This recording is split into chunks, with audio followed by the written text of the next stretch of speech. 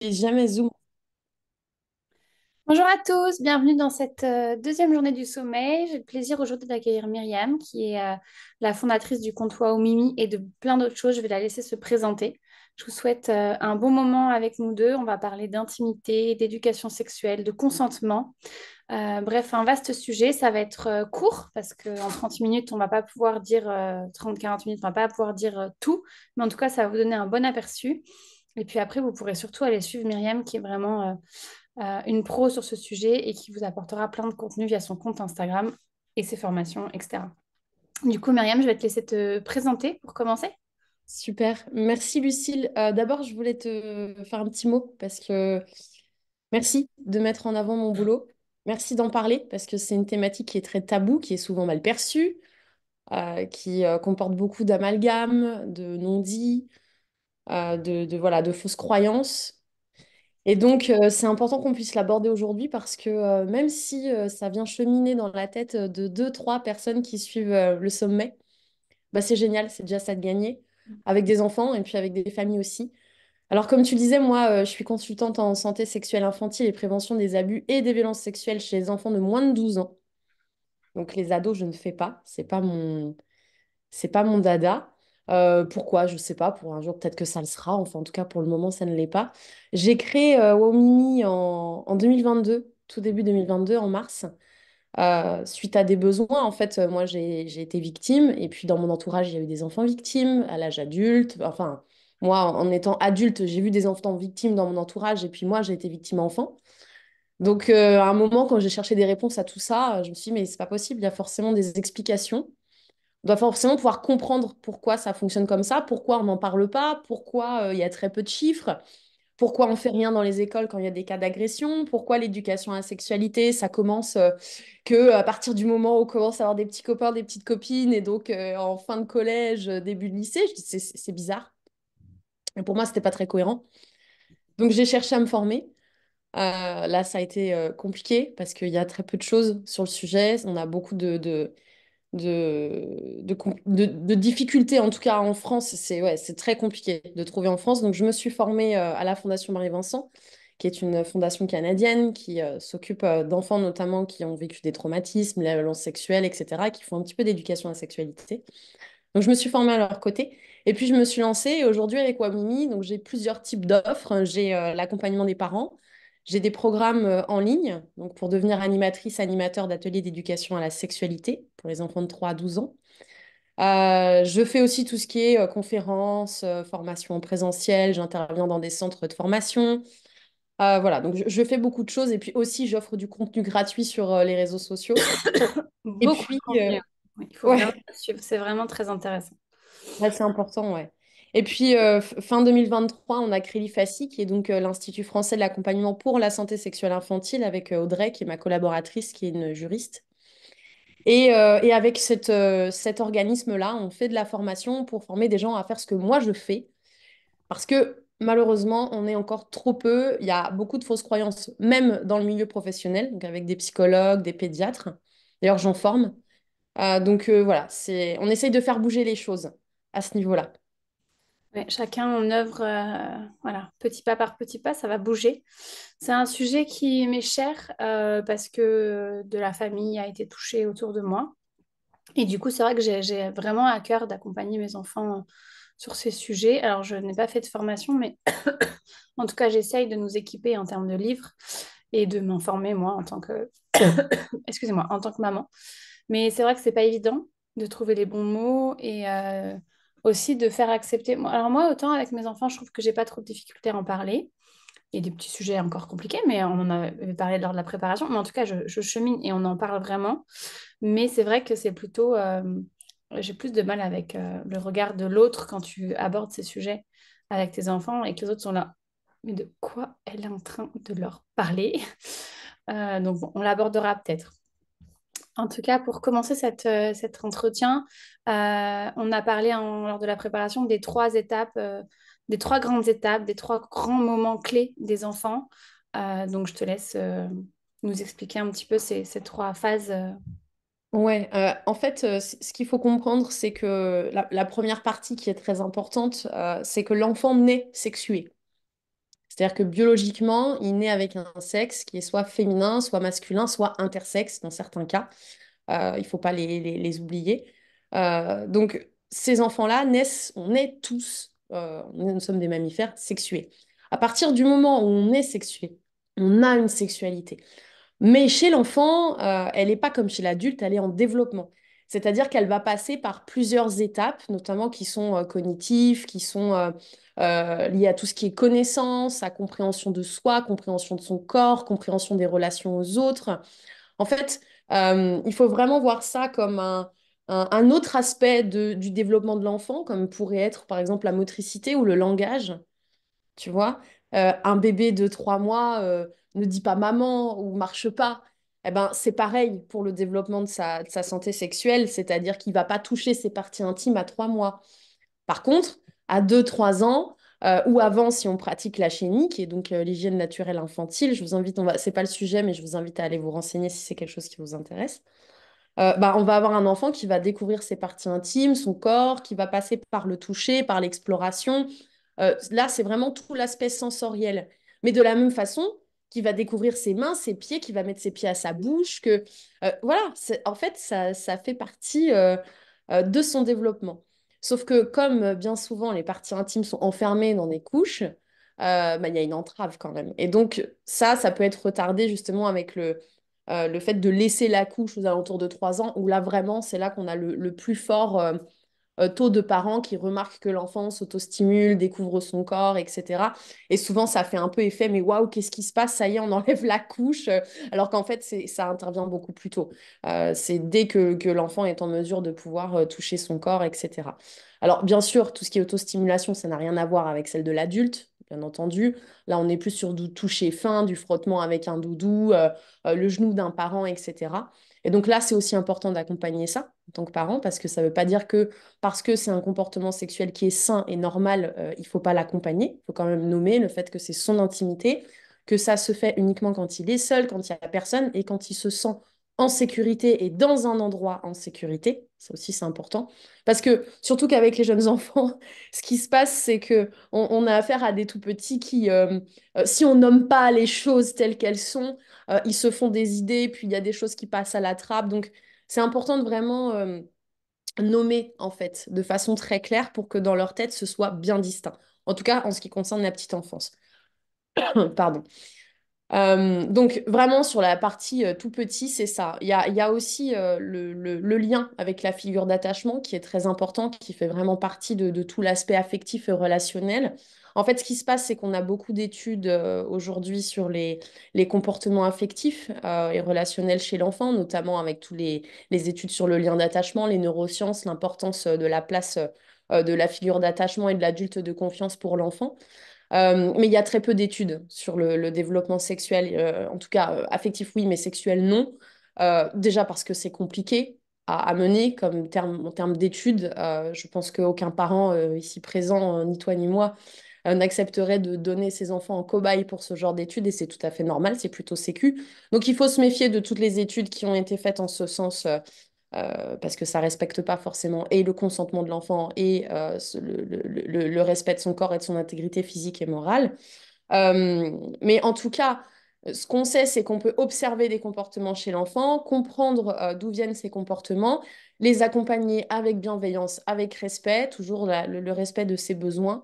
Moi, c'est vraiment une base hein, chez moi. C'est-à-dire qu'on ne va pas donner une information à un enfant qui n'est pas de son âge. C'est important parce que ça peut entraver en fait son développement et ça peut aussi le choquer. Donc, vraiment, dans la petite enfance, on va accompagner tous les comportements de découverte, d'autostimulation, d'exploration, de curiosité, parce que le tout petit, il est souvent très curieux. Tu vois, il va essayer de mettre une main dans le soutien-gorge de sa maman, de sa tante, etc. Il peut regarder en dessous les jupes et partir en courant. Ça, c'est des comportements qui sont normaux, en fait. Il veut simplement comprendre. Donc, tout ça, ça s'accompagne, et comme tu le dis très bien, au travers de supports tels que les livres. Il y a d'ailleurs les petits illustrés de l'intimité qui sont top et qu'on peut utiliser. Moi, s'il y a vraiment qu'un livre que je recommande, c'est celui-là, Les yeux fermés. Il y a 4 tomes, c'est un budget, parce qu'il me semble qu'ils sont à 15 euros pièce, mais ils sont vraiment merveilleux. Et puis après, on peut adapter selon l'âge de l'enfant. Donc ça, c'est pour toute la partie petite enfance. Et puis quand l'enfant va rentrer à l'école, il va développer des capacités relationnelles et là notamment des échanges avec les autres. Et c'est souvent, alors pas tellement en maternelle parce qu'en maternelle ils sont quand même très encadrés et en fait ils sont pas encore là-dedans, mais à partir du CP, CE1, CE2, CM1, CM2, toute cette période-là, c'est une période très propice à tout ce qui est agression entre enfants aussi. Parce que sur une classe de 30 c'est 3 enfants qui sont victimes de violences sexuelles, qu'on sait, bien entendu. Donc, il peut y avoir des comportements qui se reproduisent. Parfois, c'est des comportements simplement de curiosité, de comprendre comment la fille, comment le garçon fait pipi. Et donc, on va aller le regarder par la porte des toilettes. Donc, ça va faire toute une histoire. Ça peut être des demandes un peu plus poussées qui peuvent se rapporter à des comportements sexuels d'adultes. Donc, tout ça, c'est à prendre en compte et à accompagner dans tous les cas. Et très, très intéressant. J'ai mille et une questions, mais on va essayer de respecter la trame qu'on avait évoquée. Comment je fais concrètement pour respecter l'intimité du tout petit? Est-ce qu'il y a des choses à mettre en place, que ce soit avec, enfin, en tant que parent et aussi, je pense aussi aux gens qui les entourent. Et ça fait beaucoup de liens avec la partie consentement. Oui. En fait, il faut surtout veiller Déjà, la première chose, c'est qu'il faut se mettre dans la tête que l'enfant est un humain, est un être humain. Je pense que tous les parents qui participent à ce sommet en sont convaincus. Mais bon, c'est important de reposer le cadre, c'est-à-dire qu'il faut considérer l'enfant dans son entièreté. Donc, avec ses besoins d'être dans sa bulle, on peut tout à fait comprendre qu'un enfant ait besoin d'intimité, lui aussi. Alors, chez le tout petit, ils aiment bien être nus, et ça, il n'y a pas d'entrave à ça, tant que la famille est bienveillante, qu'il n'y a pas de souci. Il n'y a aucun problème au fait qu'un enfant soit nu dans la cellule familiale, en tout cas, et se promène nu, parce que les jeunes enfants, ils aiment bien être tout nus, c'est la liberté, il n'y a pas les vêtements qui frottent, qui bloquent, etc. Si tous les membres de la famille sont d'accord, donc il s'agit du coparent, du parent, de la fratrie, c'est une famille recomposée, etc. Il faut veiller à ce qu'il y ait ce cadre-là. Donc ça fait aussi partie de leur intimité. Et puis après, c'est le respect de son consentement, c'est écouter quand l'enfant dit non, c'est valoriser le fait que l'enfant dise non, parce que souvent, je vais vous donner une petite anecdote. Vous avez jamais remarqué qu'à l'âge adulte, enfin moi on me l'a déjà dit, je pense que c'est le cas aussi pour toi Lucille et pour d'autres qui nous écoutent, mais tu dois dire non, apprends à dire non en fait. On nous le dit ça. Mais apprends à dire non si tu peux pas, si t'as pas envie, si t'es pas d'accord, si t'es fatigué, tu dis non. Et en fait, on ne sait plus dire non. Et souvent, on pense qu'il faut apprendre à dire non, alors que pas du tout. On sait dire non depuis qu'on est tout petit. D'ailleurs, on le fait depuis nos 2 ans. Ouais. On dit non de façon très précise depuis nos 2 ans. Sauf que ce non, il a été éteint. Ouais. Tu vois, c'est-à-dire qu'on nous a appris à se plier à ce que veut l'adulte, donc aux volontés de l'adulte, aux volontés de l'adulte de notre famille, aux volontés de l'adulte de l'extérieur. On nous a appris à ne pas blesser, à ne pas faire de peine à l'autre, à forcer de jouer avec un autre enfant parce que c'est l'enfant de machin et qui vient à la maison, donc on nous force à jouer. Donc tout ça, en fait, c'est du schéma, c'est de l'ancrage qui est créé dans la tête de l'enfant et qui se répercute à l'âge adulte. Donc vraiment, même si c'est pas évident et que ça vient vraiment casser les codes de l'éducation, tenter de valoriser ce non.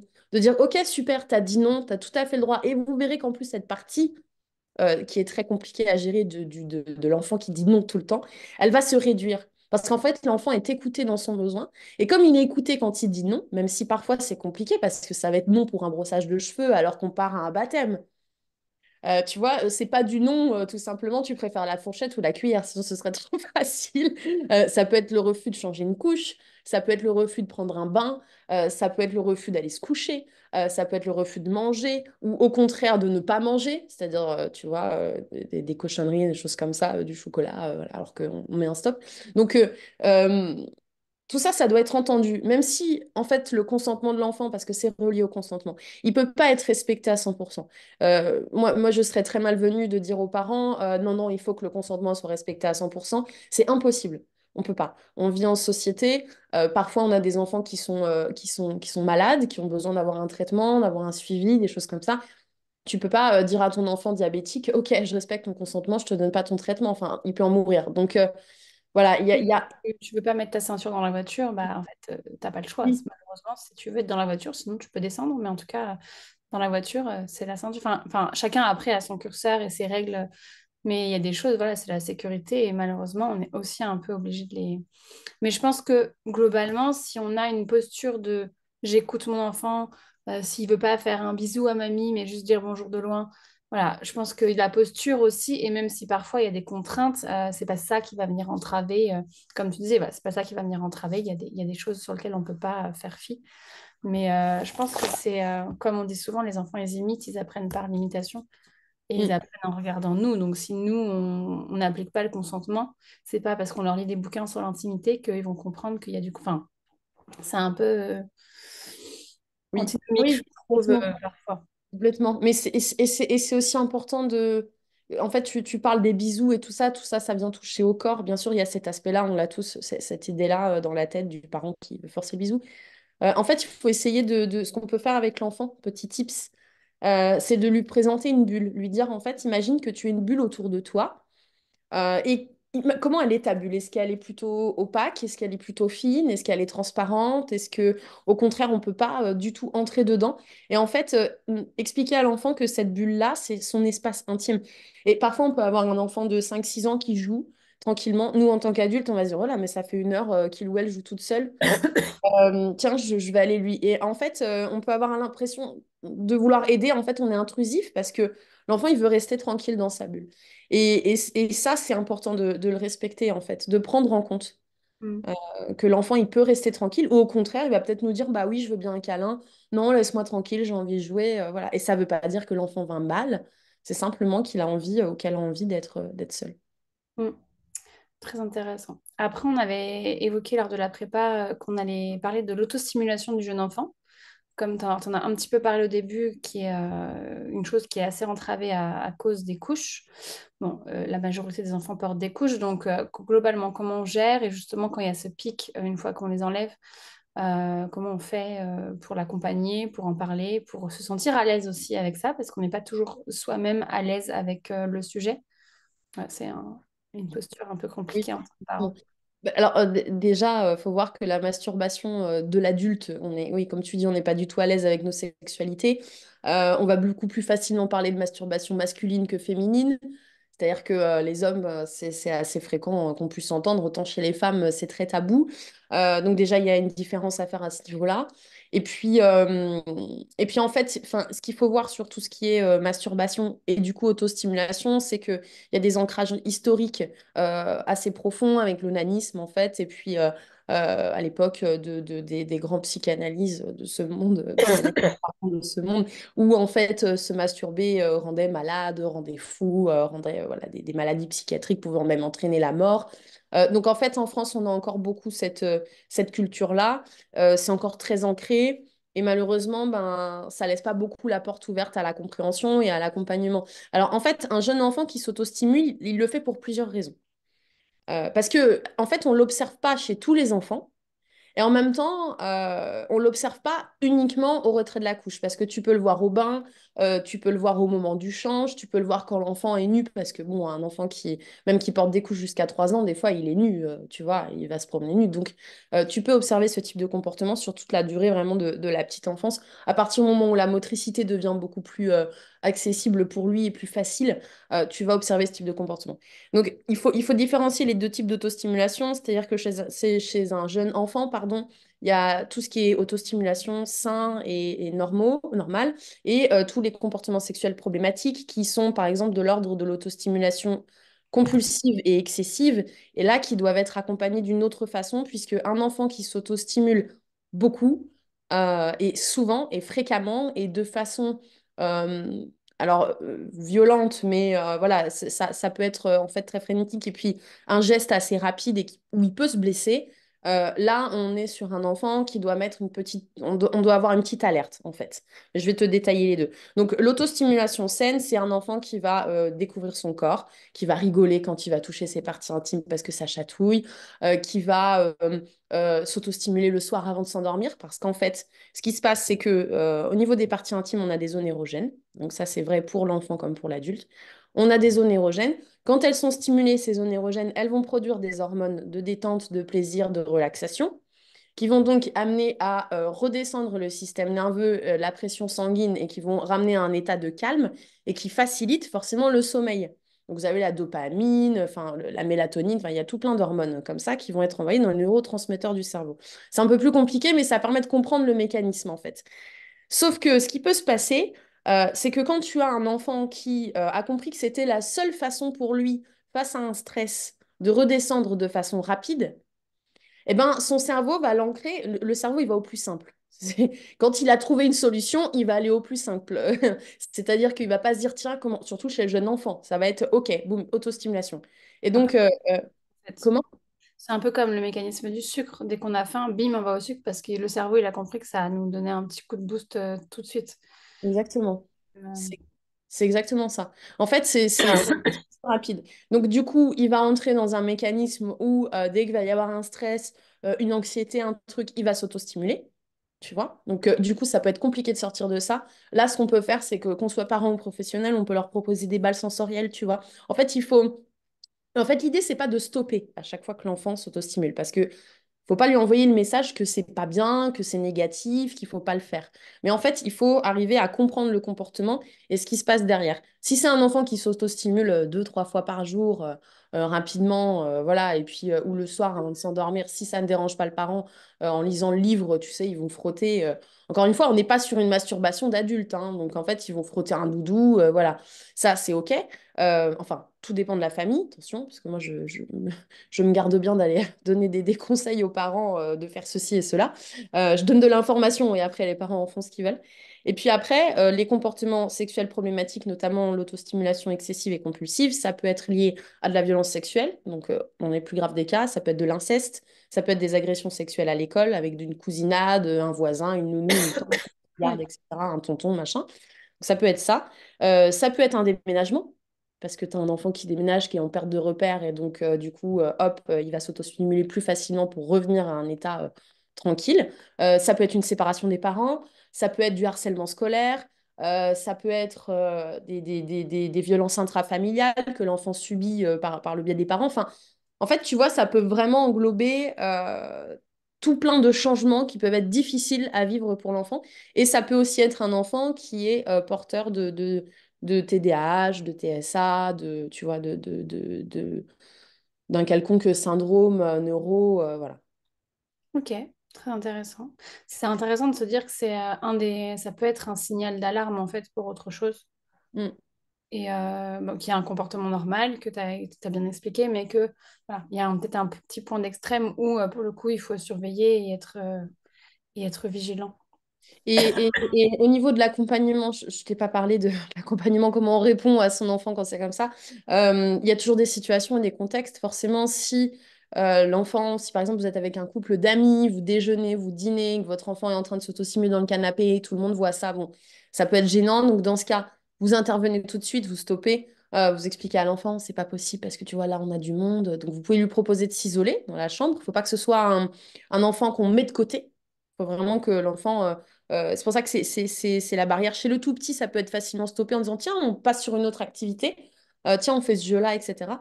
Et puis quand on est à la maison et qu'il n'y a personne autour, qu'on n'a pas le regard des gens, ou voilà, on peut tout à fait expliquer en disant, je vois que tu touches tes parties intimes, c'est normal, ça fait du bien, mais c'est ton intimité et tu peux pas le faire devant tout le monde, etc. Chez les tout petits, ça va recommencer de façon assez fréquente.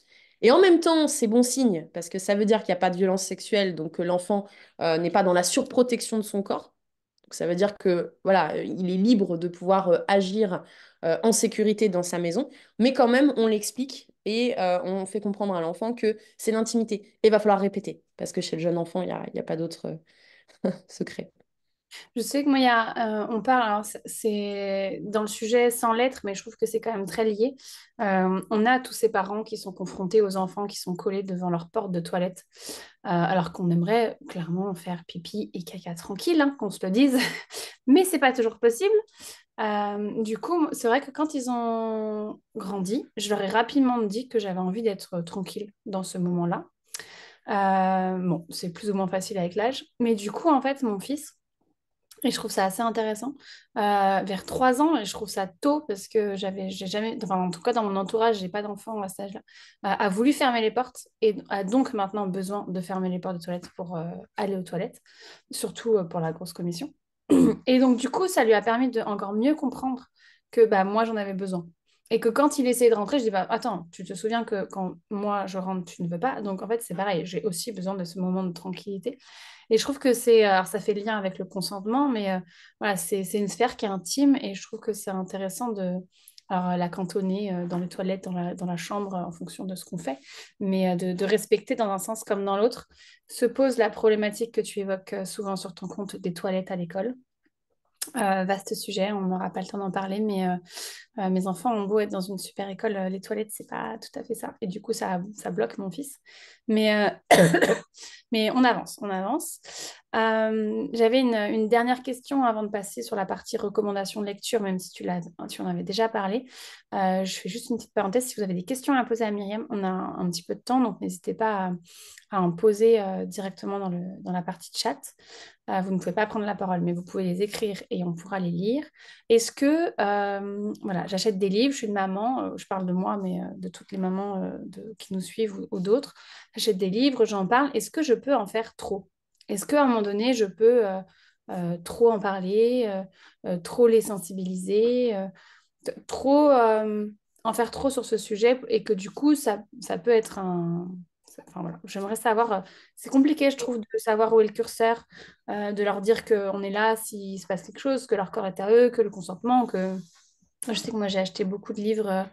Bah, j'ai des petits illustrés, j'ai les livres d'Andrea Bescon, que tu dois connaître, et j'ai les 10 mois pourquoi sur l'inceste, sur Zizi et Zézette. Alors, j'aime pas ce nom, mais en tout cas, le livre est plutôt bien fait. Évidemment, je ne lis pas ça tous les soirs à mes enfants, mais voilà, ponctuellement, on les relit, on en parle, on en discute. À quel moment je me dis j'en fais trop? À quel moment je me dis est-ce qu'il faut arrêter à un moment donné et se retirer? Ouais, c'est vrai, c'est une grande question que je me pose. Ouais, et c'est beaucoup qui pose cette question-là. C'est très intéressant parce que, en fait, ça vient. En fait, quand on fait de l'éducation à la sexualité, de la prévention des abus, des violences, on vient débunker beaucoup de tabous. Et comme on n'a pas du tout, nous, en tant qu'adultes et en tant que parents, un exemple, tu vois, de nos propres parents avec nous-mêmes, bah, on ne sait jamais trop où s'arrêter, que faire, etc. Il faut bien se dire qu'un enfant à qui on offre une éducation à la sexualité dès tout petit, donc comme tu le dis, on va utiliser les termes pénis, vulve, les bons termes pour parler des parties intimes qui vont servir aussi dans la prévention des abus. Puisque un jeune enfant qui dit à un potentiel agresseur, t'as pas le droit de toucher mon pénis, ça a un impact beaucoup plus important que t'as pas le droit de toucher mon zizi. Voilà, parce que là, l'enfant sait de quoi il parle. Et puis c'est important aussi pour tout ce qui est dévoilement. Euh, En fait, il faut bien se dire que ces enfants-là, ils sont beaucoup plus informés que les enfants qui n'ont absolument aucune base, aucune donnée, à qui on n'a jamais rien dit, à qui on n'a jamais rien apporté. Et forcément, ça peut faire peur parce qu'ils peuvent avoir en fait des... Ils peuvent en parler en toute liberté, sans tabou. Et donc, tu peux te retrouver face à des situations en famille qui sont un peu... Oui, puis on va te dire, ah, mais t'en dis peut-être un peu trop et tout ça. On s'adapte Pour toujours. illustrer, moi j'ai eu le cas de... Donc j'en parle, peut-être trop, je ne sais pas, tu vas peut-être répondre à ma question. Je sais plus, ma mère porte ma fille et en la portant, elle lui met la main sur les fesses, mais c'était, enfin, il n'y avait pas d'attouchement, c'était vraiment, elle la portait, quoi, une petite fille de 3 ans. Et ma fille a dit, hé, mamie, tu n'as pas le droit de toucher mes fesses, c'est une partie, c'est une Ouais, partie. elle a raison. Et du coup, c'était. Et ma mère était contente parce que ma mère est aussi sensible à ce sujet, mais du coup, elle était contente que. Ok, elle a 3 ans, elle a bien compris le truc, hein, parce que. Oui, mais oui. Mais oui, en fait, tu peux pas. Comment dire? En tout cas, chez le jeune enfant, tu peux pas être dans le trop à partir du moment où tu respectes son développement, tu vois. Ses capacités cognitives, son développement moteur, son développement sexuel. Si tu restes, et quand c'est ton propre enfant, tu sais où placer le curseur. Ouais. Parce que tu sais les questions qu'il te pose au quotidien, tu sais ce qui l'interroge, tu vois quand il bug un peu sur un truc parce qu'il comprend pas trop pourquoi deux femmes s'embrassent s'il en a jamais vu, ou deux hommes s'embrassent s'il en a jamais vu. Enfin, tu vois. Donc tout ça, tu peux placer le curseur pour pouvoir répondre aux questions de ton enfant. Et donc ça, c'est important. Euh, Moi, je crois pas qu'on puisse trop en faire tant qu'en effet, qu'on répond aux questions de nos enfants. En fait, il y a une trame assez simple à suivre. C'est que quand l'enfant nous pose une question ou qu'on fait de la prévention. En fait, chez les tout petits, ça va être plus simple si je l'explique comme ça. Chez les tout petits, on part sur la base, prévention des abus, des violences sexuelles, éducation au consentement, aux relations égalitaires. au respect de son propre corps, à la compréhension de notre propre corps aussi. Donc, c'est leur parler de nos organes, voilà, comment fonctionne notre système digestif, hein, tout ça. Tout ça, ils peuvent le comprendre à 3 ans. Les parties qu'on peut toucher, pas toucher, ça c'est OK. Et je trouve ça génial. Moi, ma fille, elle fait comme la tienne. Si quelqu'un lui touche ses fesses, on va faire oh, attention, maman, t'as vu? Elle a 3 ans et demi aussi. Donc c'est génial. En fait, tu te dis que ça fonctionne, ce que tu fais. Tu vois. Après, si tu vas trop loin, c'est quand tu vas aller, par exemple, tu vas regarder un film où il y a des actes un peu sexuels d'adultes sans aller avec des rapports sexuels, mais tu vois, qui sont pas de l'âge de l'enfant à côté. On vit, en fait, ce qu'il faut comprendre, c'est qu'on vit dans une société qui est hyper sexualisante. Et qu'à un moment qu'on soit chez un tout petit ou chez un enfant plus grand de 7, 8 ans, 9 ans, il va à l'école, il est confronté à des propos hyper sexualisants, violents, des insultes sur le thème de la sexualité, tu vois, ça peut être va te faire là, machin. Je vais pas utiliser les termes ici parce qu'on ne sait jamais, mais en fait, tout ça, il l'entend, l'enfant.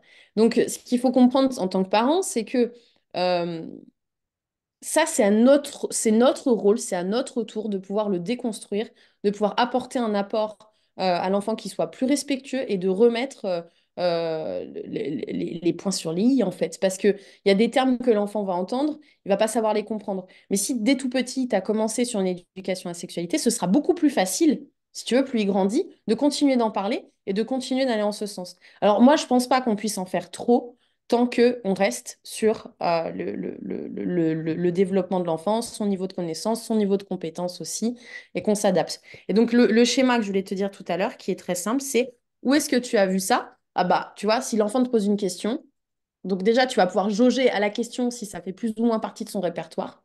Si ça fait pas partie de son répertoire, par exemple, 2 questions distinctes. Maman, pourquoi mon zizi devient tout dur le matin?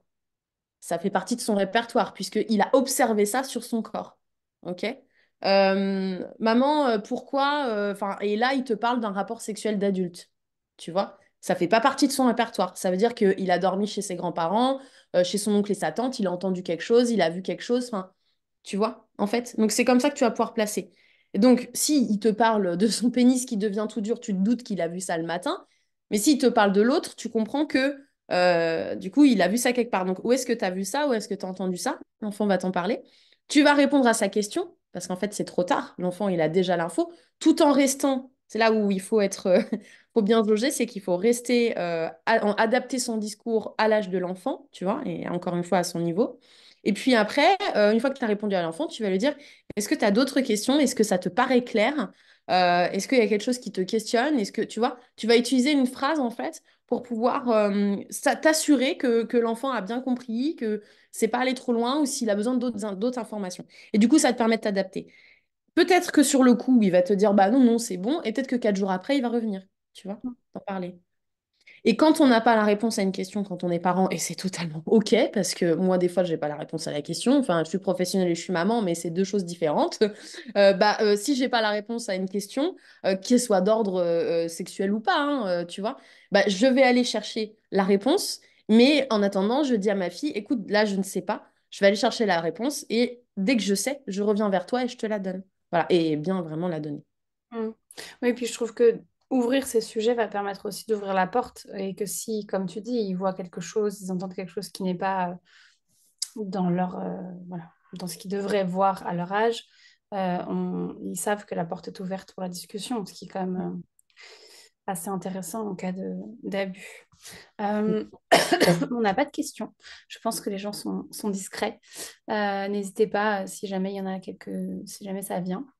Et tout sera disponible en replay. C'était hyper intéressant. Ah oui, est-ce que tu veux donner d'autres recommandations de lecture Non, tu l'as dit. Alors moi, j'en ai lu beaucoup des livres. Il y a le livre de Mylène qui vient de sortir aussi. C'est mon corps. Je crois que c'est comme ça qu'il s'appelle. Donc celui-là, Mylène, elle est pas mal du tout aussi. Elle avait notamment fait toute une série qui s'appelle Le Loup qu'on retrouve sur YouTube pour parler d'inceste et de violences sexuelles aux enfants.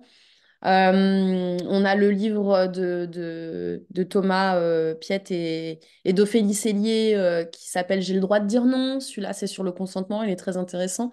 Il y a les petits illustrés de l'intimité, il y a les tomes de Si on se parlait de André Abescon, comme tu le disais. Donc là, il y a 3 tomes avec des âges différents. Alors, je crois que c'est le 3 6 6 6 9 et 11 et plus, un truc comme ça. Donc là, c'est pas mal. Il y a les petits livres de chez Isabelle Filiosa aussi, Mon corps m'appartient. Enfin voilà, il y a toute une série de petits livres. Ce que je décommande en littérature jeunesse, c'est les livres de Dolto. Notamment, il y en a un sur l'inceste que je surdécommande plus, puisqu'à la fin, on voit en fait le potentiel agresseur qui est emmené par la police. Et donc, en fait, nous, on va se dire que l'enfant, il va percevoir ça comme l'adulte protégé. Sauf que si c'est un parent qui agresse sexuellement son enfant, il faut savoir qu'en cas d'inceste, il y a quand même de l'amour de l'enfant et du parent pour l'enfant et ainsi de suite, qui est très malsain, mais quand même, l'enfant aime son parent. Et malheureusement, même si c'est malsain, le parent aime son enfant. Et en fait, ce qui se passe, c'est que quand on montre à l'enfant qu'une personne qu'il aime est envoyée en prison et que la police vient le chercher, c'est voilà, il parlera pas. Donc, ce genre de livre, en fait, tout ce qui est littérature jeunesse, je vous invite vraiment à l'ouvrir, à le lire avant de l'acheter et en entier pour vérifier que tous les mots sont OK et à le lire avec un regard d'enfant. En Mm. fait, à vraiment le lire avec un regard d'enfant pour vous assurer que tout est bon. Et après, il y en a plein sur Internet. Vous avez aussi Kiko et la main, qui est un petit PDF à télécharger parce que bon, moi, je trouve géniaux hein, d'avoir des livres et j'espère que les bibliothèques vont de plus en plus s'équiper sur ce sujet parce que je trouve pas normal qu'il faille dépenser des fois des milliers et des cents pour s'équiper en littérature jeunesse. On n'a pas tous les moyens. Donc il y a plein de PDF comme ça qui sont très bien. Il y a aussi la bulle de Miro sur YouTube, des petites vidéos comme ça sur les émotions. On a les petits cubes sur France 5, il me semble. Enfin, il y a plein de choses très intéressantes, des ressources qu'on trouve gratuitement sur Internet. Ouais, voilà, faut juste Ok. taper et puis vérifier que c'est OK et voilà.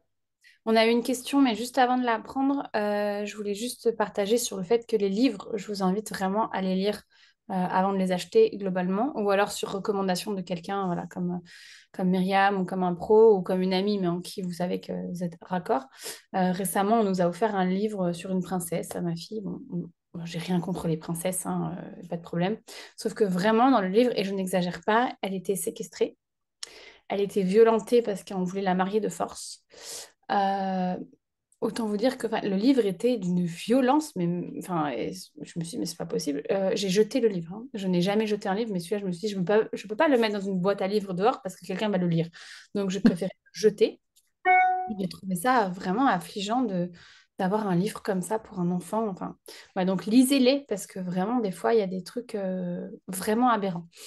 Ouais. Donc, on a une question. Vous avez parlé du fait que l'autostimulation frénétique pouvait être le signe de plusieurs choses, aussi diverses qu'un déménagement ou des VSS.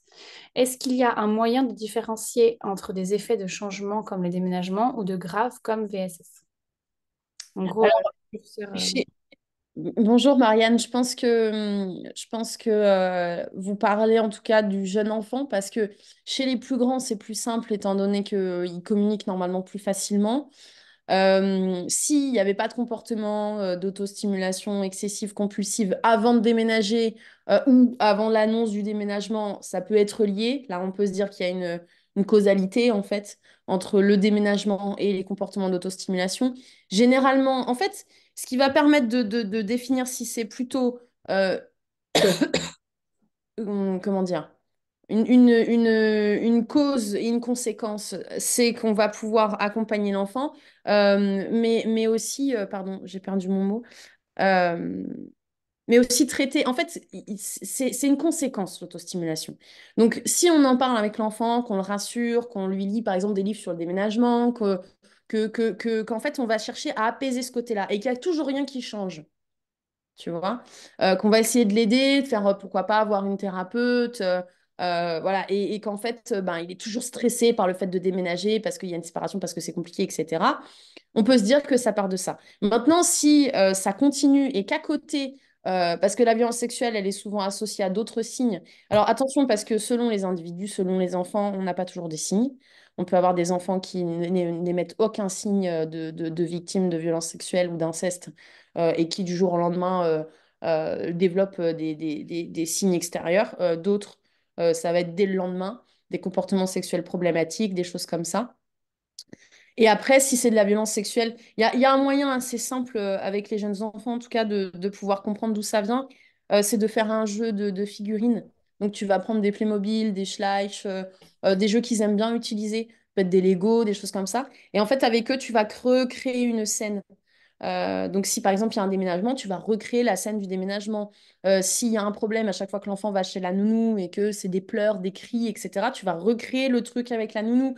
Et de cette façon, il faut. Alors, ce qu'il faut faire quand vous faites ça, vous posez votre téléphone soit derrière vous, un peu en hauteur, pour filmer la scène, soit vous enregistrez avec le dictaphone. C'est pas, ça n'a pas pour but d'aller montrer ça à qui que ce soit. C'est pour vous, pour pouvoir réécouter en fait. Parce que quand on est dans l'action en train de jouer avec l'enfant, on n'a pas toujours la facilité de, de tout entendre, tout voir. Et quand on réécoute, ou même avec son coparent un peu plus tard, bah, ça permet de pouvoir se dire, ah, t'as entendu là ce qu'il a dit ou ce qu'elle a dit, etc. Donc c'est bien d'avoir une trace de ça pour pouvoir réécouter. Et généralement, ce genre de situation qu'on peut mettre en place avec les enfants, ces petites situations, ces petites scénettes, à partir de 2 ans et demi, ça fonctionne très très bien. Donc la violence sexuelle chez les tout petit, elle est chez le nourrisson, elle est presque indétectable en fait. Elle peut l'être parce qu'on a des hurlements au change ou des choses comme ça. Mais sinon, si les personnes ne sont pas formées, les professionnels et les parents ne sont pas formés, on ne peut pas le voir. À partir de 2 ans, les enfants acquièrent quand même le langage et tout ça. Donc, c'est de plus en plus facile pour eux de parler. Ils s'expriment davantage. Ils savent dire non aussi. Donc, tout ça, ils peuvent le montrer. Et c'est généralement entre 2 et 3 ans qu'on a les premières révélations quand on a des enfants qui sont victimes de violences sexuelles dès la petite enfance, enfin, dès la naissance. Donc, mais en tout cas, tout petit, c'est difficile. Et c'est comme ça qu'on va pouvoir en fait définir parce qu'il y aura plusieurs facteurs. Tu peux avoir de l'autostimulation, tu peux avoir de l'énurésie, un enfant qui fait pipi au lit beaucoup, un enfant qui s'alimente mal, un enfant qui fait des crises où tu comprends pas du jour au lendemain, un enfant qui fait des vulvéites ou qui a c'est horrible, hein, je suis désolée, on n'avait pas prévu de parler trop de violences sexuelles, mais bon qui a par exemple les commissions, les commissions des lèvres irritées, des choses comme ça. Tout ça, c'est des petits signes des physiques et psychologiques qui peuvent alerter. Ouais. Mais il y a toute une liste hein, et c'est non exhaustif, bien sûr. Ok, bah merci beaucoup, merci pour la question. S'il y en a d'autres avant qu'on clôture, parce qu'on a déjà un petit peu dépassé le délai et je voudrais pas que le replay soit trop long. De toute façon, vous pouvez contacter Myriam. Oui, il n'y a pas de souci. Et, Ouais. mettre le lien du replay et tous les liens vers son compte, son Instagram, ses formations dans les mails à venir, donc vous ne pourrez pas la louper. En tout cas, merci beaucoup pour tout ça, c'est hyper intéressant et il faut qu'on en parle, donc il faut que ce soit diffusé. Bravo pour ce que tu fais au quotidien pour les familles et surtout pour les enfants. Je vous souhaite une belle journée et je vous retrouve dans quelques minutes avec l'application Malo pour parler de l'épuisement parental, qui est aussi un sujet très important. Je vous embrasse tous et à tout à l'heure. Merci Myriam. Lucille, bonne journée.